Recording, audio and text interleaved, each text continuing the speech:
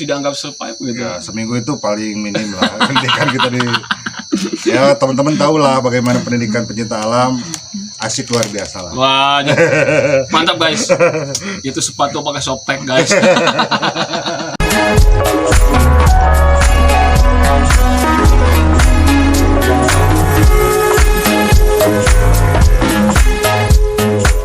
Assalamualaikum warahmatullahi wabarakatuh.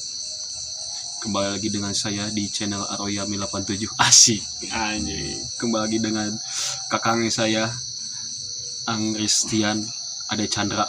Sebenarnya aslinya tuh Ristian Hongko, cuman suka dipanggil Ade Chandra. Di mana juga sama. Ade Chandra gitu guys. Dengan suasana yang begitu alami. Di mana nih Kang? Di mana ini? Jangan disebutkan lokasi ya, bisa diteangan. Bukan nama di dia lah, bukan nama. Di rumah saya yang lah, iya teh juga nama. Jangkrik masih ayah gitu. Itu masih soal ngerahan bukan nama lah di dia mah. Kumpul-kumpul. Siap. Siap. Dia sanguna kali kan. Alhamdulillah guys, ada yang sangu kasih. ayah ya. Sangu. Sate ayah bisa rek. Sate. Itu ada istrinya Ang Ristian. Enggak, Kang Ristian belum nikah. Anjing. Ulah tambah ya. Udah. Aduh, ampun. Siap. Udah punya anak, mau dua. Mau dua. Bejakan deh. Di mute. Pasti mute, dipotong. Ulah ayah kat-katan siap. Tuh, guys, ulah ya kat-katan ya guys. Oke, mau bahas apa nih, Kang? Kita bahas tentang kayaknya enak tuh ngebahas tentang alam, Kang. Jadi Ang Ristian ini kan pecinta alam juga nih. Ah, topati bosan aja bukan pecinta, Ang, kemarin tuh videonya penggiat alam gitu kan. Mungkin bisa jadi quotes tuh, Kang. Maksudnya kasih tip buat teman-teman yang mau naik gunung itu, yang dipikirkan itu apa sih, Kang? Yang dipikirkan sebelum naik gunung sampai dia pulang kembali itu apa yang harus dipikirkan itu? Perbekalan kah? Fisik kah? Ya, gini aja tergantung tujuan mereka untuk naik gunung itu apa sebenarnya. Maksudnya? Kebanyakan orang-orang berpikir naik gunung itu cuma istilahnya pengen selfie lah, pengen mencintai alam, tadabur alam lah, dan lain-lain. Yang sebenarnya itu kalau naik gunung itu simpel tujuan kita mah kembali dengan selamat. Kembali dengan ya pasti gitu Ya kan? iyalah. So, kebanyakan kan tujuan. Kalau kita ditanya tujuan naik gunung itu apa sih? Ada yang mau bahas tentang mau keindahan alamnya, tadabur alam lah, apalah. Pokoknya mah. Kalau kita udah nyampe puncak, masa kita mau di sana terus? Iya ya. Jadi kemana itu? Mau bikin rumah di sana? Iya. Jadi pikirkan itu tentang kumaha carana pulang balik deh dengan selamat. Pulang dengan selamat. Itu tujuan naik gunung. Jadi gini, berpikir seperti itu sebenarnya penting untuk orang-orang yang mau naik gunung gitu kan. Ya, jadi bukan sekedar hanya naik, foto-foto selfie, upload, seakan-akan kita mencintai alam gitu kan. Padahal bukan itu tujuan yang sebenarnya gitu kan. Iya, sebenarnya gini, kenapa di gunung-gunung yang tinggi lah, contohnya ada di daerah Cikuray, terus yang lain lah, di daerah Garut, terus Ciremai dan lain-lain itu banyak yang meninggal. Kenapa? Gunung-gunung itu tuh? Iya, karena pertama mereka itu naik gunung itu tujuannya cuma ingin selfie lah, nikmati alam lah. Dia nggak tahu bagaimana tujuan yang sebenarnya itu kembali dengan selamat. Iya. Berarti harus apa nih kita itu? Harus seperti apa? Iya, benar. Jadi mereka tuh berpikirnya cuma setengah sampai di atas doang. Iya, makanya masuklah sebuah komunitas tentang lingkungan atau tentang penggiat alam banyak kita komunitas. Kalau saya sendiri tergabung di KPA ya, di komunitas pecinta alam yang Guntapala, Sekolah Tinggi Hukum Galunggung. Di sana kita diajarkan untuk manajemen perjalanan juga. Manajemen perjalanan bagaimana caranya kita mendaki gunung, terus perbekalannya harus seperti apa, dan bagaimana bila kita tersesat, itu ada ilmunya. Makanya teman-teman kalau yang hobi naik gunung itu minimal kita harus tahu ilmunya dulu lah. Jangan teman-teman sagawayah lah orang Sunda mah geuning. Ente Kang, naik gunung kan sebenarnya udah ada jalur sendiri kan. Maksudnya apakah iya, kalau ada yang ada jalurnya. Kan Kalau yang ada maksudnya jalurnya, naik gunung kan udah banyak nih yang naik gunung nih Kang ya. Udah banyak nih. Pasti udah ada jalur dong yang sudah disiapkan. Itu yang tersesat itu kenapa? Apakah dia mencoba untuk membuat jalan baru? Yang tersesat itu kenapa? Apakah dia keluar dari jalur? Apa gimana sih? ayo nama kieu we simpel nama naik gunung capek teu. Capek lah. Naik gunung capek ka hiji eta. Kedua naik gunung nguras pikiran dan energi teu. Ya pasti lah karena mungkin naon istilahnya teh si keringat tubuh segala macam kan udah mulai menurun, jadi konsentrasi juga ikut turun. Eta konsentrasi. Kamu orang geus capek, konsentrasi buyar, apa yang akan kita lakukan kalau tidak punya ilmu? Dan di mana tadi tuh? Di Di Guntapala. Guntapala tuh benar-benar dilatih itu. Iya, kita dilatih navigasi, dilatih survival juga. Mungkin kalau yang lain itu kita membahas survival aja lah sedikit ya. Kita membahas survival. Survival itu kalau saya pribadi mungkin kebanyakan artinya itu survival itu bertahan di alam bebas. Yang kebanyakan orang tahu. Kalau kebanyakan orang tahu itu bertahan di alam bebas. Sebenarnya survival itu adalah bagaimana cara kita bertahan hidup. Jadi bukan di alam bebas saja. Bukan di daerah ini, di rumah kita bernapas itu sebenarnya survival loh. Secara garis besarnya gitu. Iya. Bernapas survival enggak? Bertahan hidup? Iya, bertahan hidup. Akhirnya kita contoh kecil aja. Kalau kita menyeberang jalan, suka nengok kiri kanan nggak? Iya. Berarti itu bertahan hidup bukan? Untuk bertahan hidup. Iya. Kebanyakan orang survivor itu berpikir di hutan aja. Tidak berpikir bahwa kita tuh di kota pun gitu kan, kita bertahan hidup bagaimana cara supaya kita tetap hidup. Nah, entah itu kerja apapun gitu. Itu bisa dibilang survival yang dianggap orang-orang itu kan di hutan. Ya, intinya survival mah bagaimana cara kita bertahan hidup aja. Orang neangan duit survival. Kita bekerja itu survival. Itu survival itu bagaimana cara seni bertahan hidup. Iya ya, secara tidak langsung walaupun kita gak pernah naik gunung, kita udah ada di survival. Jadi walaupun kita bukan pecinta naik gunung nih gitu kan, bukan PA pecinta alam gitu kan yang dididik selama seminggu, ya kan, itu bisa dianggap survive gitu. Ya seminggu itu paling minim lah pendidikan kita di. Ya teman-teman tahu lah bagaimana pendidikan pecinta alam. Asik luar biasa lah. Wah, mantap guys. Itu sepatu pakai softtek guys. Gak pernah dibuka guys. Yang intinya kenapa pendidikan pecinta alam? Katanya banyak orang-orang berbicara pendidikan pecinta alam itu berat ya. Semi militer. Sebenarnya enggak sih. Kita gak ke arah militer seperti itu. Militer lebih itu lagi lah. Lebih apa? Lebih detail untuk cara berpendidikannya. Sebenarnya cuma satu tujuan pendidikan pecinta alam tuh merubah karakter dan mental. Merubah karakter dan mental, kayak lah. Maksudnya merubah karakter dan mental tuh untuk naik gunung, apa untuk berpikir walaupun nggak di gunung? Ya gitu. Tadi kembali lagi ke survival untuk bertahan hidup.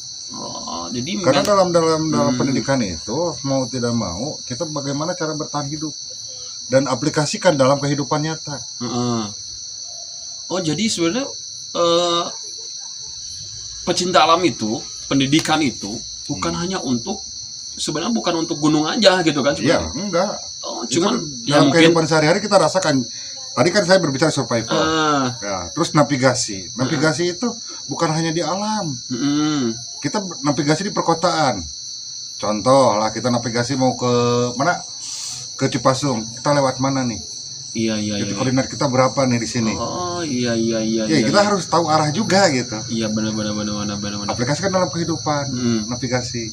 Tujuan kita mau apa? Mau kemana? Harus seperti apa? Iya, kan kebanyakan ya. Kalau navigasi kita berbicara tentang kompas segala macam titik koordinat itu kan mungkin ya.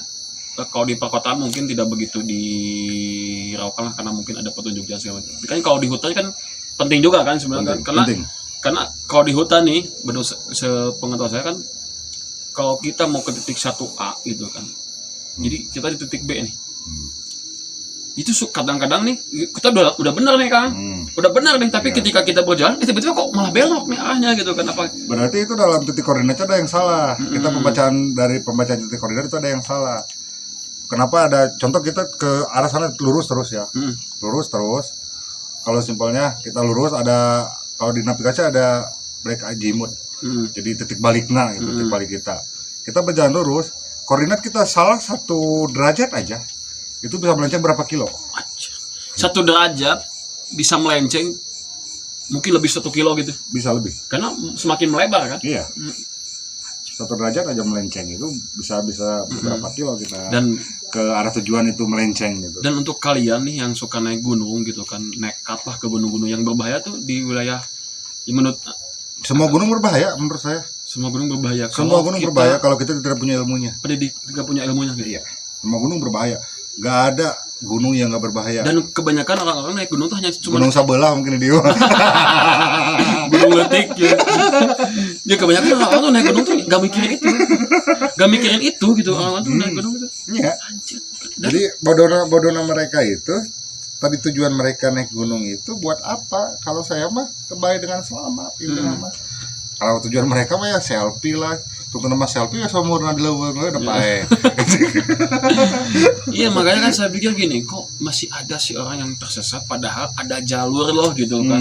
Udah dibuatan jalur dan pastinya tuh setiap tahun kan bahkan setiap bulan kan ada perbaikan gitu kan, ada penjaganya segala macam kan, dilihat lagi trek-treknya mana yang lebih memudahkan untuk mencapai tujuan gitu kan. Maksudnya kok masih aja ada orang yang tersesat dan meninggal gitu maksudnya itu. Ya, apakah meninggal itu karena perbekalan yang kurang? Bisa. Yang dibanyakin itu makanan atau minuman? Kalau dua-duanya sih.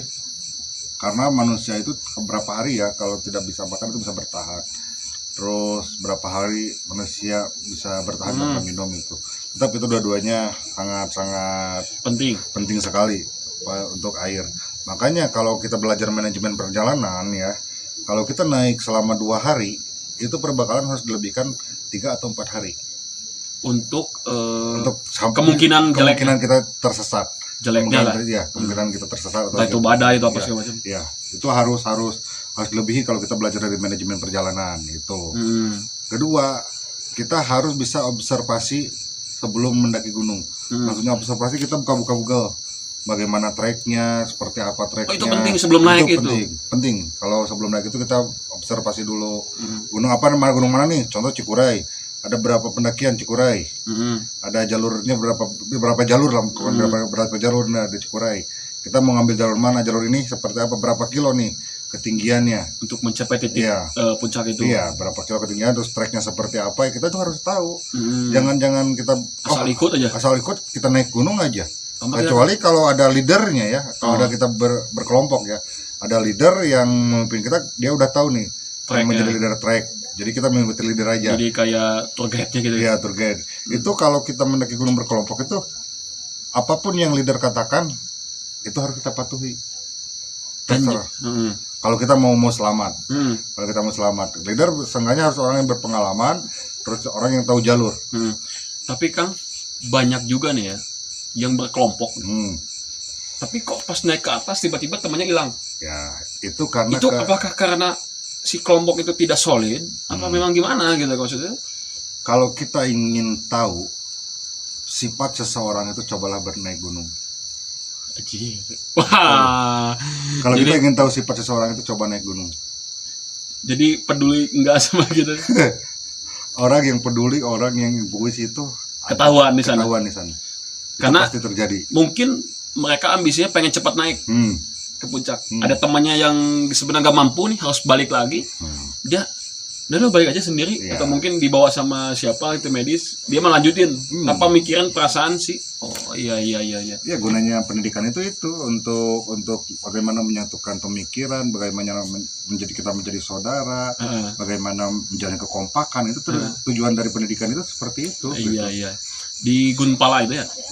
Guntapala itu di maksudnya umum? Enggak, itu dari Sekolah Tinggi Hukum Galunggung.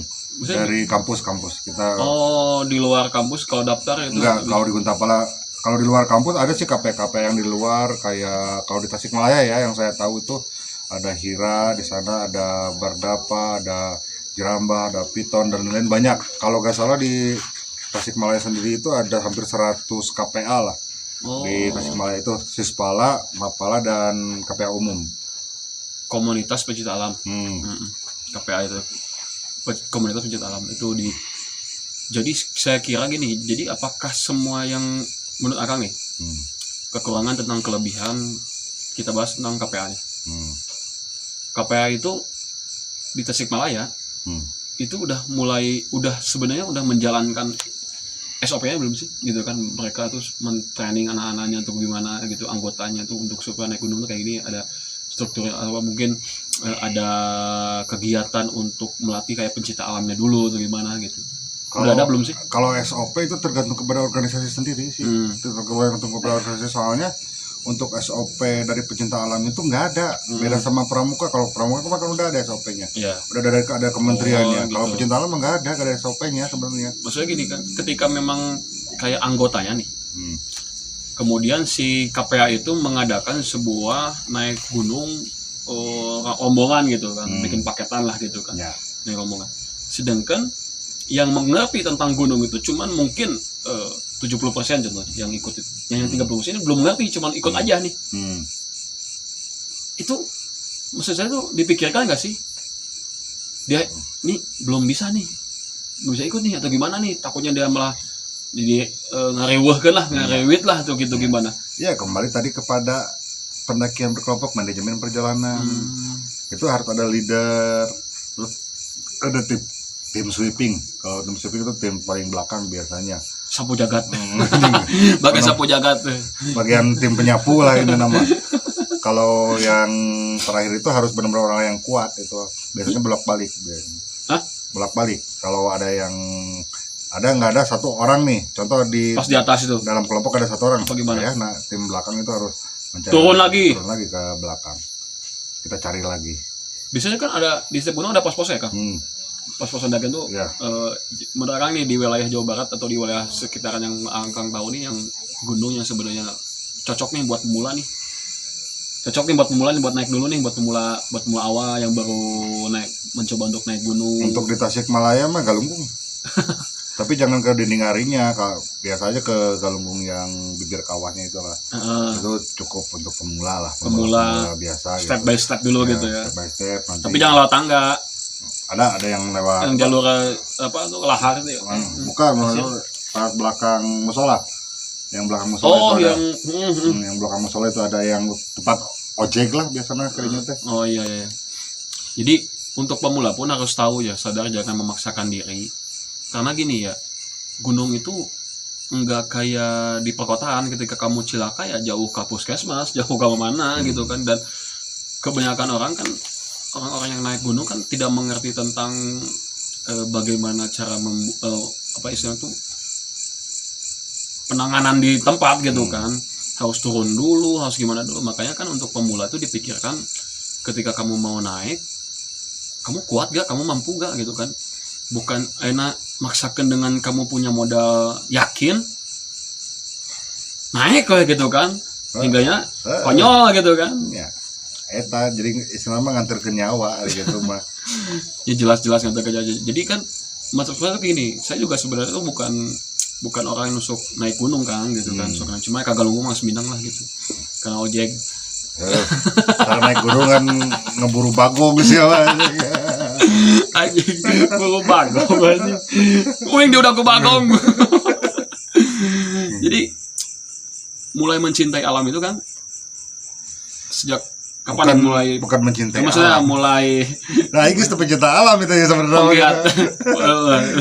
Berkegiatan di alam lah. Berkegiatan di alam tuh kan waktu di video sebelumnya kan dari SMP ya. Maksudnya ketika udah mulai masuk komunitas, mulai bener-bener ada rombongan, grup segala macam untuk ngecamp di tempat di gunung-gunung itu, apakah pas SMA, apakah pas apa kuliah gitu. Kalau suka mah sih emang dari SMP. Tapi kalau saya mulai masuk ke komunitas, kebetulan waktu SMP sama SMA dulu saya di SMK 2 nih, SMK 2 Tasikmalaya itu ada sih Lampak Kacaknan. Dulu saya pernah mau ikut juga ke sana, tapi kebetulan kakak saya juga di sana ada lah. Jadi era lah kamu cek nama gitu, saya lancet videonya lah. Kagok yang dulu rumah. Nah, setelah saya masuk ke perkuliahan, saya masuk ke Fakultas Hukum. Kebetulan di sana itu nggak ada apa namanya tuh, bukan nggak ada saudara, nggak ada UKM, kegiatan mahasiswa itu nggak ada pecinta alam di sana. Belum ada waktu itu. Waktu saya masuk, waktu saya semester 3, saya berinisiatif untuk mendirikan selama UKM pecinta alam di sana. Oh jadi Akang itu sebagai perintis juga gitu? Sebagai pendiri. Pendiri? Ya. Wah gila ini buat teman-teman STHG nih sekolah ini nih sosok yang mendirikan Guntapala nih. Wajahnya coba di kelas apa? Ada 5 orang sih sebenarnya untuk pendiri. Siapa dulu ya pas awal-awal pasti kan itu nggak mudah kan? Iya, dulunya sih sebenarnya pertama kali itu 7 orang. Saya masih ingat namanya Dimas, Ape, terus Epul, Kang Epul? Ya, terus siapa lagi? Ropi, terus Rijal, Asep, dan satu lagi teh. Akang mau tujuan? Saya sendiri gitu. Pasti 7 orang itu waktu itu. Dan yang bertahan sampai ke ada regenerasi itu kita berdiri 2014, terus regenerasi baru ada regenerasi 2017 kalau nggak salah. Ada perintis itu 2017. Fase karena 2-3 tahun itu bukan vakum sih. Udah mulai lebih berantem dulu sama kampus sebenarnya. Oh, legalitas. Legalitas gak diizinin dulu gak diizinin. Iya. Takutnya bahaya nih menjadi gede nih. Ya, 3 tahun kita ada regenerasi 2017 itu yang baru bertahan sampai regenerasi tersebut 5 orang. 2 bilang. Ya saya, Rijal, Asep, Epul, satu lagi siapa sih? Ropi itu 5 orang. Ya, mungkin yang 2 ada kesibukan lain. Ya, gitu. dan sampai saat ini yang 2 gak tahu kemana nih arahnya. Tolong ya yang 2 lagi nih. aman. Terus itu di selama lulus di STG tahun 2000 berapa ya, lupa lagi. Harusnya sih 2018 lulus gitu. Tapi pas lulus itu komunitas sudah berapa? Itu sekarang untuk saat ini ya. Itu pas sampai itu baru dua angkatan. Oh, 2 angkatan. 2 angkatan. Yang angkatan perintis sama angkatan pertama. Yang banyak gak sih komunitas? Kalau di STHG mah sedikit sih ya, bahas pendidikan juga. Itu kalau nggak salah pendiri ada 5 orang, perintis ada berapa orang lupa lagi nih gue. Ada perintis itu kalau nggak salah 4 orang, perintis 4 orang, terus angkatan pertama ada 2 orang. Tapi sekarang makin besar makin banyak. Alhamdulillah sekarang udah masuk ke angkatan ke-3 kalau nggak salah, ke-3 sekarang. Angkatan ke-3 untuk tahun ini, dan alhamdulillah berkembang terus untuk Guntapala karena di sana juga UKM yang paling aktif katanya sih untuk saat ini baru Guntapala yang paling aktif di STHG itu. Ini pendirinya guys. Makanya saya tuh ngobrol banyak nih yang Kang Christian ini tentang alam itu benar-benar saya tuh udah ngerasa bahwasannya udah tepat nih kalau ngobrolin tentang alam gitu kan, tentang naik gunung segala macam gitu kan. Masih banyak sih, nanti kita adalah di acara selanjutnya ya, video berikutnya kita ngobrol dengan senior nih, apalagi dengan kalau bisa dengan KPA-nya juga, dengan ada di Tasik itu kan ada FKPAT ya, Forum Komunikasi Pecinta Alam, itu yang menaungi seluruh pecinta alam di Tasikmalaya. Di Tasikmalaya kabupaten apa kota? Kota kabupaten. Oh kota iya. Kabupaten itu ada FKPAT. Nanti kita ngobrol sama ketuanya. Untuk saat ini ketuanya itu namanya Obing, dan bisalah nanti kita coba undang untuk ngobrol ya, podcast lah, ngobrol santai tentang lingkungan gitu. Nah makanya kan gini, kayak gini tuh kenapa saya tuh kan suka di nongkrong di tokonya gitu kan, nongkrong di tokonya Kang Christian itu di Smart Outdoor yang ada di samping Universitas Cipasung ya. Jadi banyak banget nih anak-anak gitu kan yang datang ke sana untuk nyewa tenda, nyewa peralatan untuk camping, tapi untuk perbekalannya aja, untuk hal yang penting aja dia mikir dulu gitu kan. Nih kamu siap ini, Kang ini mah gak usah, sebelah ini penting gak sih sebenarnya Kang? Saya nanyakan penting sebenarnya itu kalau naik gunung tuh 2 hari 3 hari tuh kamu minimal ya, contohnya bawa inilah, kalau gak pakai kayu bakar mungkin kan suka bawa gas dan kompor nih, minimal bawa gas 2 hari 3 hari itu berapa gas sih Kang? Tergantung kapasitas orangnya berapa orang ya, soalnya kalau kapasitas satu tenda kan 4 orang nih. 4 orang itu kalau 2-3 hari itu 3 tabung gas gitu. 3 tabung gas ini mah jadi kayak memaksakan 1 gas aja deh, saya nggak apa-apa lah, aman aja 1 gas. Bagi saya wah ini berarti orang nggak memikirkan tentang kumaha manehna balik, jadi memikirkan di luar hungkul, jadi mikirin di atasnya aja gitu. Ketika di atas nggak mikirin tentang dia tuh harus pulangnya kayak gimana. Makanya saya pikir ini manajemennya berarti nggak dipakai gitu kan. Iya, justru itu makanya kebanyakan pendaki-pendaki sekarang ilmu manajemen dalam manajemen perjalanannya itu jarang ada yang dipakai gitu. Cuma ingin naik aja. Kebanyakannya gitu seperti itu. Jadi kayak Gen Z ya, kadang Gen Z itu memikirnya tuh udah gak mau proses gitu, berbicara tentang belajar proses gimana segala macam. Pengen tuh langsung ada di atas aja pokoknya. Bodo amat lah turun mah gitu kan, nungguin mau tinggal balik, ngingking ben. Gue justru sebenarnya yang paling berat apa Kang? Naiknya apa turunnya sebenarnya dalam naik gunung? Yang berat itu medan. Sebenarnya kan kita kalau turun kan pasti mudun dulu gitu kan. Si posisi anggar nu paling harema baliknya ngas di gunung paling malas itu ya. Paling malas. Kalau Iya, menepi puncak aja nggak soream turun yakin. Itu mah hampir semua lah. Apakah karena sudah menikmati dan menyatu dengan karena kalau saya pribadi ya naik gunung itu adalah bagaimana cara kita nanti mencapai puncak dalam sebuah kehidupan. Menarik deh. Anjing. Ini belum pernah diobrolin nih guys, belum pernah tercetus. Makanya saya pengen ulik lagi nih. Maksudnya apa nih? Mencapai kehidupan itu apa gimana sih? Ya ibarat gini aja lah. Kalau kita mendaki gunung itu, tadi saya bilang capeknya minta ampun ya. Banyak halangan, banyak terjalan ya. Banyak istilah kerikil-kerikil yang ada di setiap perjalanan gitu. Dan kehidupan juga seperti itu. Bagaimana kita untuk bukan sukses, bagaimana kita untuk merubah diri ke arah yang lebih baik ya. Kita itu harus mencapai titik. Kita itu mau kemana nih? Contoh kita mau jadi seorang apa nih? Perjalanan kita itu harus seperti apa? Susah nggak? Ada rintangan nggak? Iya. Ya itulah. Anggap itu naik gunung itu menuju puncak itu menuju sebuah puncak kehidupan kita. Gitu. Jadi kalau saya pribadi ya. Yang saya tangkap itu gini, koreksi aja ya Kang atau jadi naik gunung itu kayak Kang sebenarnya.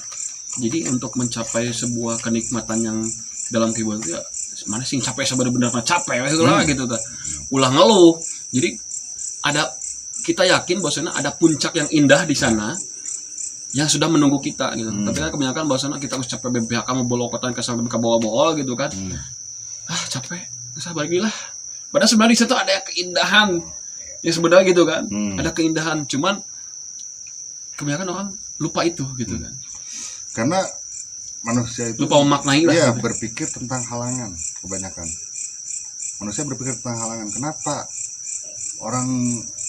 kebanyakan manusia itu stuck di titik kejenuhan. Adalah cerita, mungkin ini simpel ya, ceritanya simpel sedikit. Ada sebuah cerita istilahnya ada orang yang mau kaya atau istilahnya mau merubah diri ada yang lebih baik. Dia datang kepada seorang guru. Guru, bagaimana saya ingin kaya, bagaimana saya ingin merubah diri saya lebih baik. Kata guru itu, coba kamu datang ke arah sana, kamu jangan berjalan ke sana, nanti ada yang lebih baik dari sana. Di sana, kata guru. Dia udah berjalan ke sana. Dan apa yang dia temukan itu, dia cuma menemukan jalan buntu. Yang dibalik lagi. Ya, balik lagi ke gurunya. Guru, di sana ada jalan buntu. Nggak ada apa-apa di sana. Cuma ada tembok aja yang menghalangi. Kata gurunya, itu kesuksesan kamu di sana. Dia gak menjelaskan, guru itu. Dia gak menjelaskan. Dia balik lagi ke yang tadi. Tembok itu. Yang jalan buntu itu. Tetap gak ada kesuksesan. Buntu. Terus bolak-balik dan akhirnya dia jenuh.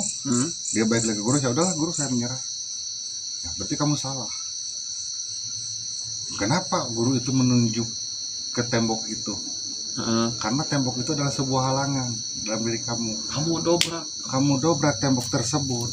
Kamu bagaimana caranya? Ngajelang ngarekumakan tembok kita. Didinya kesuksesan maneh. Di balik itu kesuksesan kamu. Ya itulah manusia berpikir tentang halangan kebanyakan. Iya, kadang-kadang kan kita udah ngelakuin banyak suara motor aja nggak aneh gitu. Mikrofon wirelessnya lagi di jalan guys, lagi pesen. Jadi mohon dimaklum ya peredamnya. Jadi sokwe regepkeun lah. On bisa matakan cilik si handphone kemarin. Jadi iya sih benar sih, kadang juga gitu kan ngerasain gitu kan ketika kita udah bebehakan hirup kumaha gitu kan supaya kumaha orang bisa memperbaiki gitu. Jebret ya hiji halangan nanti balikan di awal nyoba deh gitu gagal deh nyoba deh. Masa ganti haluan lah laki lah. Iya.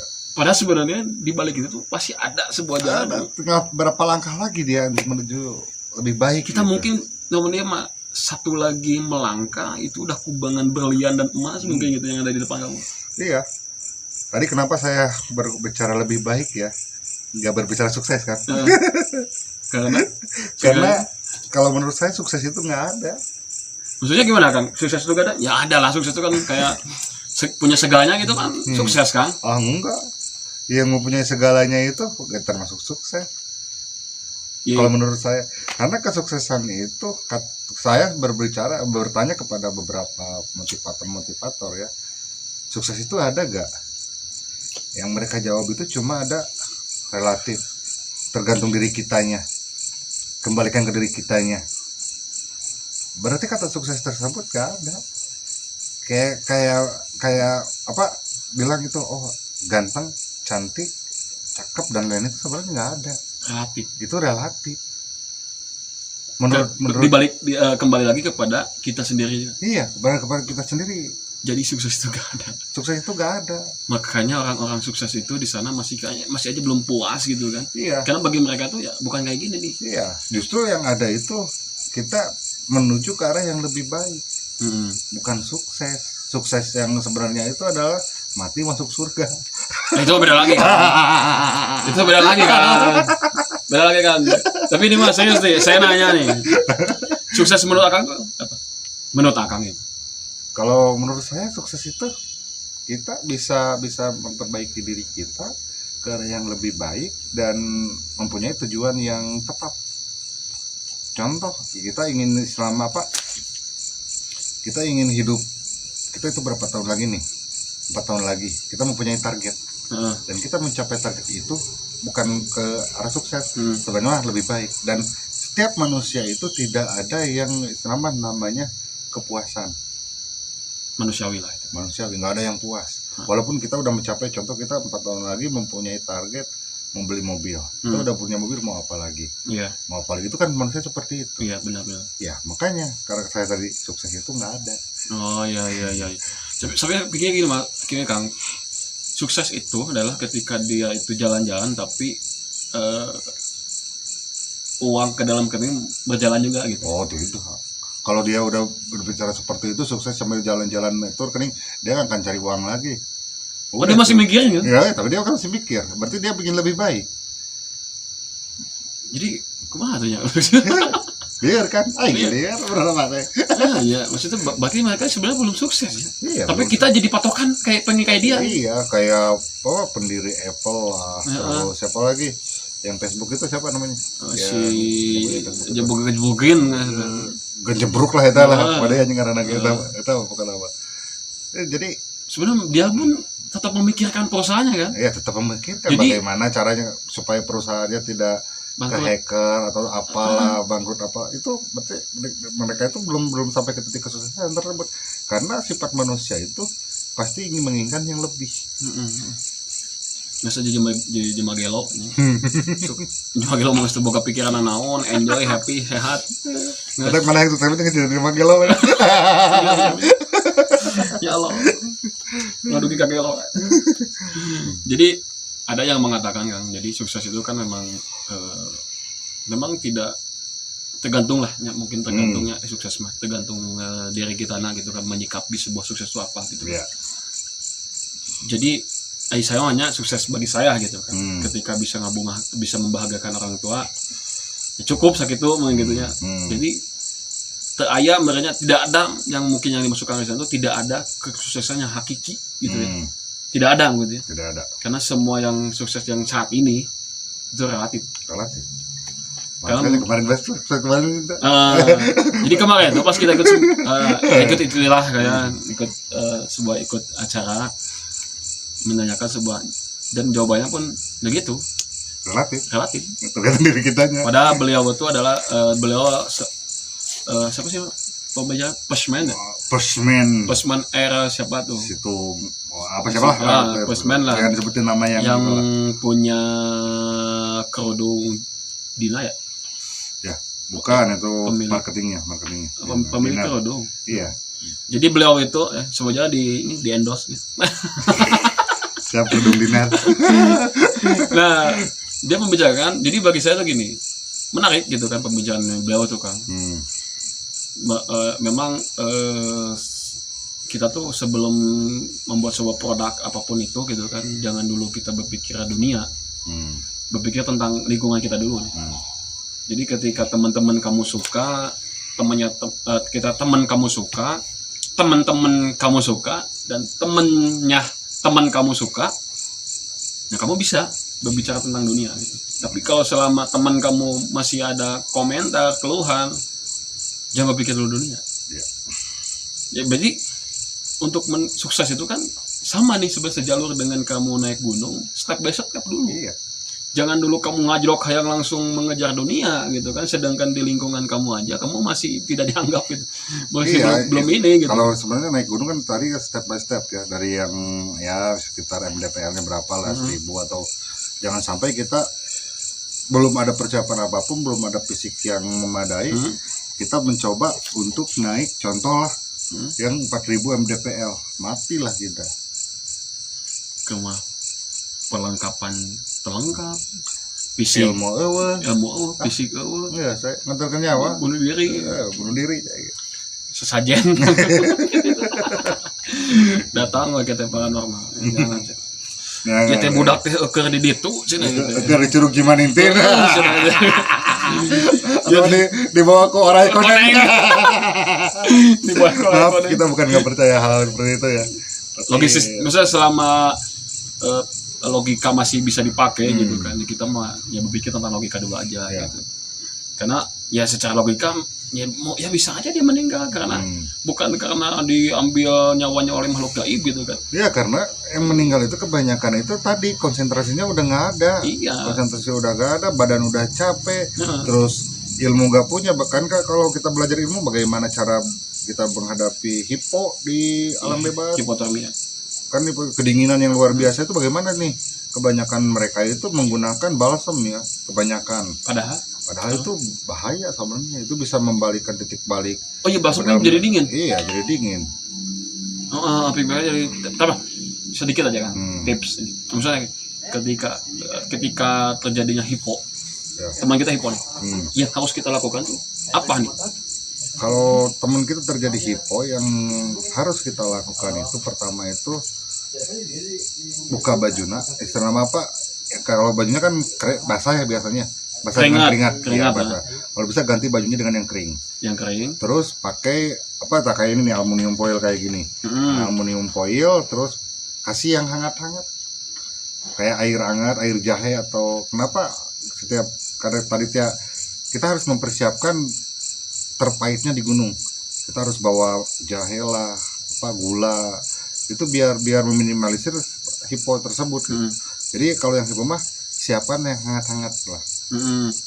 Ganti baju, terus buntel, sama kalau kita bawa sleeping bag, kita bawa buntel dengan sleeping bag, terus siapkan air hangat. Dan jangan sampai dia tertidur dulu. Kenapa? Kalau dia sampai tertidur dengan keadaan masih hipo, itu bisa terjadi kematian juga. Jadi harus dijaga. Iya, harus dijaga dulu gitu, jangan sampai tidur. Kalau dia udah pikirannya udah fokus kembali, ya silakan, itu bisa istirahat. Oh gitu. Iya, kalau dia belum ini, jangan sampai tidur, nanti akan tidur selamanya. Enggak, saya kan gini Kang, dingin nih pakai selimut, hangat nih. Tidur lah. Iya. Kan sebenarnya dia udah fokus kan, udah kembali lagi. Oh gitu. Jadi kalau sampai masih menggigil mah? Iya, jangan dulu. Kalau udah. Saya tuh lihat nih kayak di slide lah gitu kan, di sebuah aplikasi gitu kan, TikTok atau apapun itu kan, short YouTube. Jadi ada yang hipo nih, dia buka bajunya. Nah si temannya buka baju juga nih, si badannya sama badannya ditempel. Itu gimana Kang pendapatnya? Lu kemana-mana jeung lalaki dia. Entah maksudnya jeung suami istri mah tenan naon. Ya, itu sebenarnya bisa juga itu. Jadi kan dalam tubuh manusia itu ada kehangatan ya. Dalam tubuh manusia itu ada kehangatan. Kalau mun awe jeung lalaki mah kan jadi panas kan. Oh, atau bahaya pisan. Pernah kan ada kasus juga itu. Pernah ada kasus seperti itu di gunung kemarin dulu tuh gunung mana ya? Sampai diperkosa itu kan si ceweknya juga. Goblok gitu. Alibi menyelamatkan malah dini. Nah, mata kula dipakai begitu mah anjing marah. Tidak dianjurkan guys. Iya. Cuma kalau muhrim, kalau suami istri ya boleh lah gitu ya. Ya simpelnya mah kita siapkan aja yang hangat-hangat, baju ganti lah biar yang dan kalau ada orang yang hipo jangan sampai kita terus meneruskan perjalanan. Kita obati dulu dia, kasihan. Kita dirikan tenda di mana dia sakit. Jangan sampai, soalnya puncak tidak akan berpindah. Asik. Puncak tidak akan berpindah. Ingat, tujuan kamu tidak akan pindah. Santai aja. Jadi ada sebuah pepatah stoik nih kan, yang menarik buat aku. Dia berbicara tentang alam. Alam itu tidak pernah terburu-buru, tapi selalu sampai pada tujuannya. Anjing, enak banget tuh. Ini catat. Jadi alam itu tidak pernah terburu-buru, tapi selalu tercapai tujuannya. Makanya kita jangan terburu-buru nyampe puncak. Puncak mah akan berpindah ini. Emang kapan puncak berpindah gitu? Puncak itu tidak akan pindah, pasti tetap di sana. Kan ada peribahasa gunung dikejar tidak akan lari kan? Iya. Dan itu benar. Jadi selamatkan dulu nyawa. Selamatkan teman kalian, selamatkan dulu orang yang di sekitar kamu. Gak peduli itu teman kamu, gak peduli itu siapapun kamu. Ketika kamu memang punya rasa kemanusiaan yang tinggi, kamu selamatkan dulu, jangan tinggalin dulu. Karena apa?